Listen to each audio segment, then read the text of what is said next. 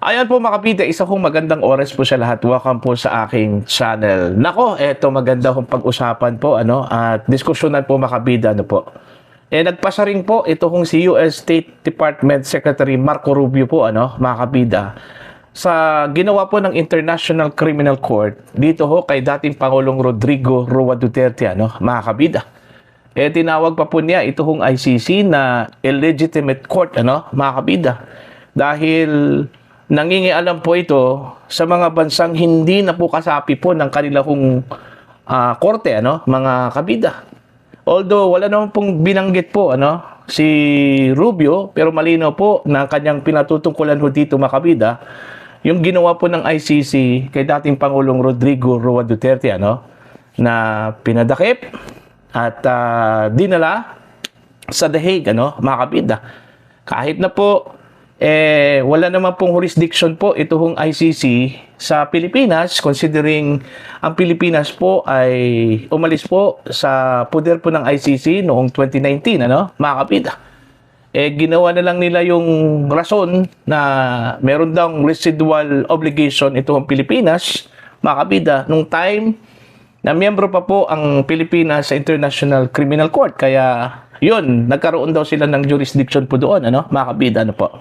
Eto, babasahin ko muna itong article ng ang balita ngayon, mga kabida.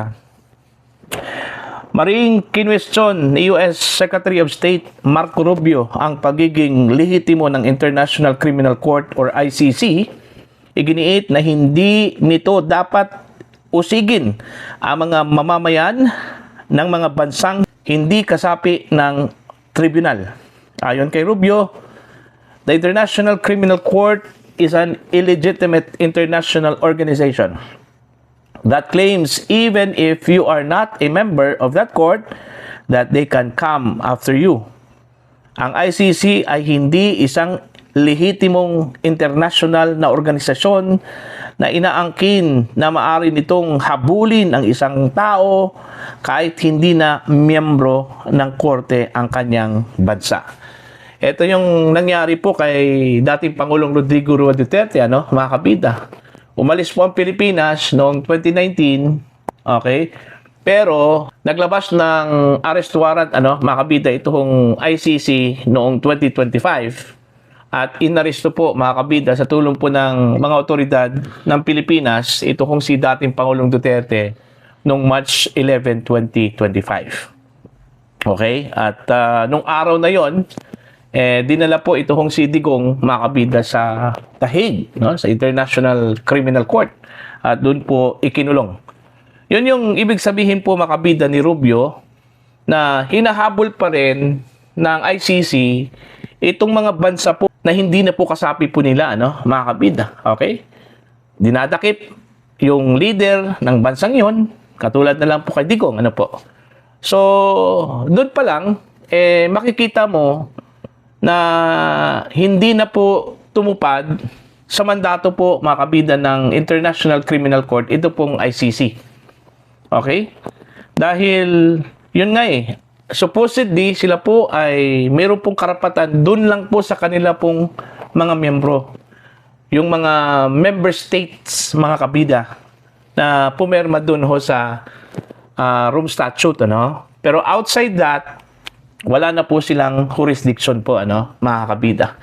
Ang problema lang po dito, ang Pilipinas po, mga kabida, nakikipagtulungan sa ICC sa kabila po ng kanilang pagtanggi po noon, na sila po ay makikipag-ugnayan sa ICC dahil hindi na po tayo membro Pero kinalaunan po, mga kabida, nakikipag-ugnayan pa rin pala, ito pong Pilipinas. Dahil ang rason po ng Pilipinas, meron daw tayong residual obligation dito po sa International Criminal Court. Okay? Pero sa latest na pahayag po ng Amerika, tila determinado po sila mga kabida na durugin itong ICC, brick by brick. Yung term na ginamit po nila, brick by brick, mga kabida, na i-dismantle po nila ito pong International Criminal Court. At in fact, ipinagmalaki po ni Secretary Rubio, mga kabida, na meron na raw 5 mga bansa matapos pong inahayag po ng Amerika yung kanilang malawakang kampanya po against ICC na umalis na. Okay? Yung mga bansang iyon after the US declared war against the International Criminal Court. At ito po ay madadagdagan pa, mga kabida, kasi yung term pa lang na ginamit po ng US na brick by brick. Okay? Isa-isahin po, mga kabida, itong mga bansang kasapi po ng ICC, para lang po umalis at talikuran po ito pong International Criminal Court, mga kabida, sa kanilang suporta. Kaya nga, itong si ICC President Tomoko Akane, umapila po. For the first time na nangyari po ito, na ang head po ng International Criminal Court ay umapila sa isang bansa na suportahan po, mga kabida, yung International Criminal Court at i-counter yung pressure na ginawa po ng US laban ho dito sa mga miyembro ng International Criminal Court, itong mga member states, mga kabida. For the first time ito nangyari, na supposedly hindi ho dapat pumasok ho sa politika ito pong ICC kasi neutral dapat Okay? Legal dapat yung kanilang aasikasuhin po, mga kabida, pero pumasok po ito sa politika. Yung pag-apila pa lang ni Akane, mga kabida, sa Japan, it's a political move. Okay? At dun ho, mga kabida, nagkaroon po ng medyo pagdududa, Okay? Na posibleng sa ginawa po ni Akane, mga kabida, may posibilidad na tama po ang duda ng Estados Unidos na pwede pong ma-influensyahan po ito ng mga bansa itong International Criminal Court. Okay? Now, abangan natin ito mga kabida, in the coming days kung ano po ang magiging development po dito Kaya nga ang tansya po ng ilang mga political experts po mga kabida, itong ginawa po ngayon ng US at yung pagkukumbinsi ho nila, mga kabida, sa mga bansa na kasapi po dito sa International Criminal Court, posible hong magkaroon po ito ng breakthrough, mga kabida. Kasi sa ipinakita po ng presidente ng ICC, tila nataranta na po ito, mga kabida. Kasi hindi ito usual Kumbaga, unusual move itong ginawa po ni Akane, na humingi po ng tulong sa Japan, which is one of the strong supporters ng International Criminal Court. Duda po ako dito sa Japan ang tingin ko po dito, hindi po nila isasakripisyo po, mga kabida, yung kanilang relasyon sa Estados Unidos dahil lang po dito sa International Criminal Court, mga kabida, po.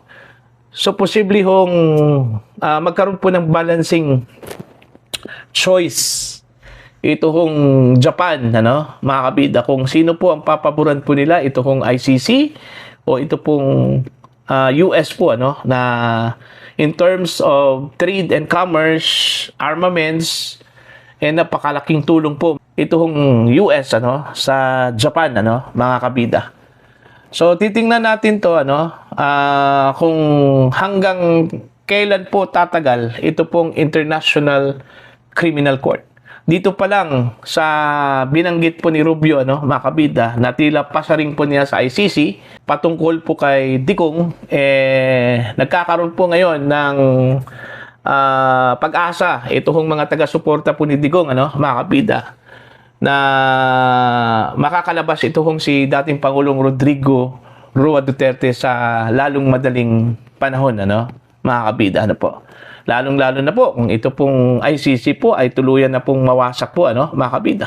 Ito din yung nakikita ho ni Attorney Anthony Vista po, mga kabida, na walang rason po na magpatuloy po yung pagkulong kay Digong, dyan po sa International Criminal Court, kung wasak na po ito pong International Criminal Court po, mga kabida. So definitely, makakauwi po ito sa bansa. Yan, kung pipiliin po ni Digong, na umuwi po ng Pilipinas. Okay? Alam naman po niya na malaki po ang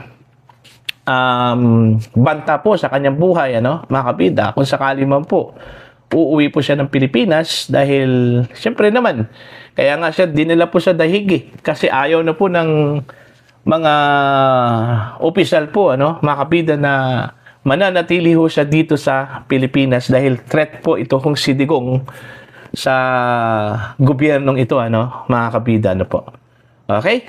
So para po sa inyo, ano po ang inyong opinion at pananaw po dito, ano, na tila nagkaroon na po ng kumbaga recognition ang US, mga kabida, dito ho sa nangyari po kay Digong, ano, kay dating Pangulong Rodrigo Duterte, kung saan po ay in-exercise po, mga kabida, ng ICC yung kanilang judicial power kahit na outside na po, mga kabida, ang Pilipinas sa International Criminal Court, at dinakip pa rin nila yung dating Pangulo, mga kabida, na tinawag po ng ilang mga legal experts na wala hong jurisdiction ito pong ICC over former President Rodrigo Roa Duterte.